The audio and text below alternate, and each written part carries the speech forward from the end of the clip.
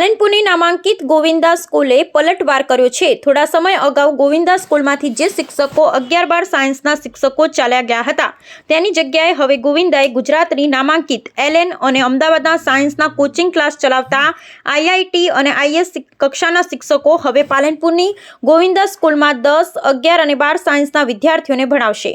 ગઈકાલે વિદ્યાર્થીઓ અને વાલીઓ મોટી સંખ્યામાં ગોવિંદા સ્કૂલમાં હાજર રહ્યા હતા અને જે નવા શિક્ષકો આવ્યા છે તેઓએ મનોબળ પણ પૂરું પાડ્યું હતું। ગોવિંદા સ્કૂલમાં આશરે 400 જેટલા શિક્ષકો છે અને 7000 જેટલા વિદ્યાર્થીઓ અભ્યાસ કરે છે, એટલે ગોવિંદા સ્કૂલનું કદ ખૂબ જ મોટું છે અને હવે શિસ્ત અને ઉચ્ચ શૈક્ષણિક લાયકાત ધરાવતા શિક્ષકોને કારણે ગોવિંદા સ્કૂલમાં ઉચ્ચ અભ્યાસ તો મળશે, સાથે સાથે વિદ્યાર્થીઓ માટે એમબીબીએસ અને અન્ય ક્ષેત્રમાં જવાની તકો ઉજળી બનશે।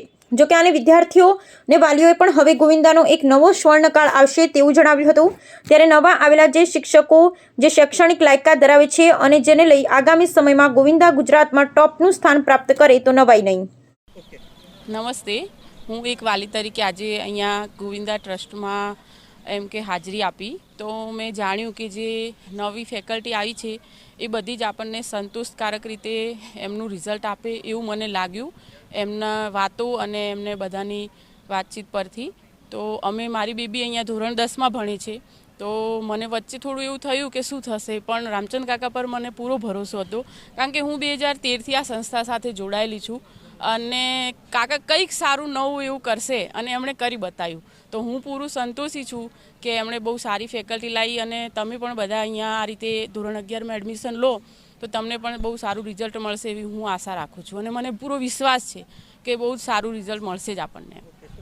પણ ચૌધરી ગીતાબેન આજના જે આ ગોવિંદા શાળાના જે ટ્રસ્ટી સાહેબ છે એમનું જે ગોલ હતું અને એ ગોલને આજે એમણે સાર્થક કર્યું છે। ખરા અર્થમાં મને એવું લાગ્યું કે જે એલનમાંથી જે આકાશ ઇન્સ્ટિટ્યૂટમાં જે શિક્ષકો લાવ્યા છે એ ખરેખર એમની સ્પીચ આપતા હતા, એ સ્પીચ ઉપરથી જ આપણને ખ્યાલ આવી જાય કે આ શિક્ષકો બાળકોને ખરેખર એક સારો નાગરિક બનાવશે અને ખૂબ આગળ વધે એવું મને આજના શિક્ષકો ઉપરથી લાગ્યું છે। એટલે ખરેખર આજે જે શ્રીરામ વિદ્યાલયનું જે સાર્થક હતો, જે ગોલ હતો રામચંદ કાકાનું, એ આજે ખરેખર સાર્થક થયો હોય એવું લાગ્યું છે। આરતીબેન આચાર્ય।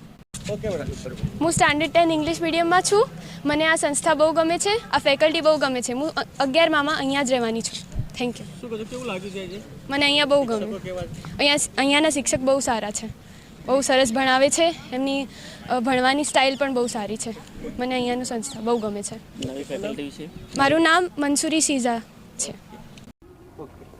સાહેબ, કોટા, અમદાવાદ અને અન્ય એવી ઘણી બધી શૈક્ષણિક સંસ્થાઓમાં કામ કર્યું છે, હવે પાલનપુરમાં પણ કામ કરવાનું છે, કયા પ્રકારે થશે અને હવે બેટર શું મળશે અહીંયા? સૌથી બેટર હું કહી શકું તો ક્વોલિટી એજ્યુકેશન અને અમારી જે ટીમ જે નેશનલ બ્રાન્ડ્સની અંદર કામ કરતી હતી એ બધી ટીમ, એ બધા જે અમારા સહયોગી મિત્રો હતા એ બધા સહયોગી મિત્રો હવે અમે એક જગ્યા પર કેન્દ્રિત થઈ રહ્યા છીએ। તો આ કેન્દ્રિત થવાને કારણે પાલનપુરની અને આજુબાજુના ગામડાઓના બધા જ વિદ્યાર્થી અને વાલીઓની સમસ્યાઓનો પૂરેપૂરો આપણને નિચોડ મળી જશે, કોઈ પણ સમસ્યા હવે નહીં રહે અને સારામાં સારું એજ્યુકેશન ક્વોલિટી સાથે પ્રોવાઈડ કરવામાં આવશે। હમણાં મેં એક વાત કહી હતી કે 7000 વિદ્યાર્થીઓનું લક્ષ્યાંક છે, આમ તો એમબીબીએસમાં ઘણા વિદ્યાર્થીઓને મોકલ્યા હશે અને બીજી ફેકલ્ટીમાં, તો હવે પાલનપુર અથવા તો બનાસકાંઠાની વાત કરીએ,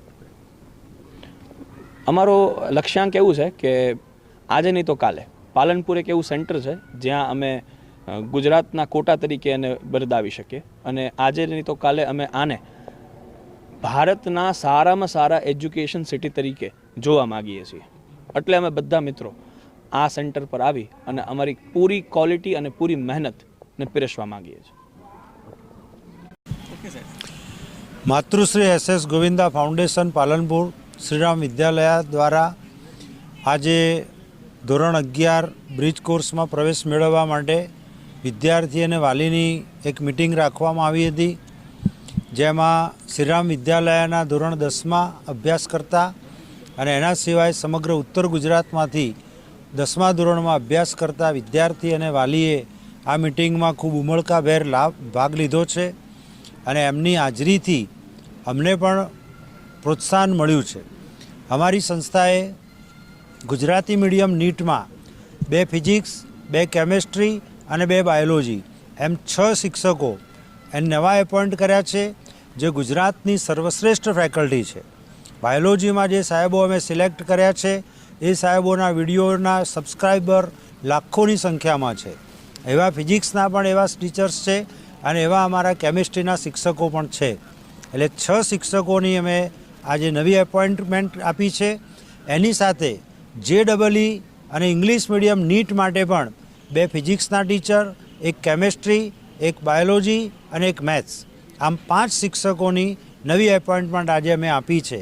અને આ 6 અને 5 11 શિક્ષકોનું ઇન્ટ્રોડક્શન અને એની સાથે અમારા જૂના અનુભવી શિક્ષકોનું ઇન્ટ્રોડક્શન અને પ્રવેશ માટેની પ્રોસેસ માટે આજે અમારી મિટિંગ હતી, જેમાં 2,500 થી 3,000 જેટલા વિદ્યાર્થી વાલી ઉપસ્થિત રહી અને અમારી વાત સાંભળી છે, સમજ્યા છે. અને અમે આપના માધ્યમ દ્વારા હજી પણ જે લોકો અમારી સાથે જોડાઈ શક્યા નથી એમને અમે અમારી ટીમ એના વિશેની વાત સમજાવવા માગીએ છીએ અને એના માટે અમારી ટેલિગ્રામ ચેનલ છે એમાં જોડાવાનો અમે અનુરોધ કરીએ છીએ. Thank you very much. આજ શ્રીરામ વિદ્યાલયમાં મિટિંગ કરી હતી, એમાં અમે એટેન્ડ કરી છે, જેમાં ફેકલ્ટી તરફથી જોવામાં આવીએ તો એલએનમાંથી જે શિક્ષકો લાવવામાં આવેલા છે એમને જોતા એમને સાંભળતા એવું લાગી રહ્યું છે કે બાળકોના આવનાર ભવિષ્ય માટે આ શિક્ષકો બહુ ઉત્તમ કામ કરશે અને એના માટે બહુ વ્યવસ્થિત દેખાઈ રહ્યું છે. અમને આપણે વાલીશ્રીને પણ એક અમારી વિનંતી છે, એક મારો બાળક પણ અહીં અભ્યાસ કરે છે, આપ પણ આપણા બાળકને ભણો. સલામતી શિક્ષણ અને જી એડવાન્સ અને જી ગુજરાતી મીડિયમ, ઇંગ્લિશ મીડિયમ અને નીટ માટેની બેસ્ટ ફેકલ્ટી અત્યારે મને દેખાઈ રહી છે. તો વાલીઓને અનુરોધ છે કે આપ પણ આપણા બાળકને મૂકશો. અસ્તુ.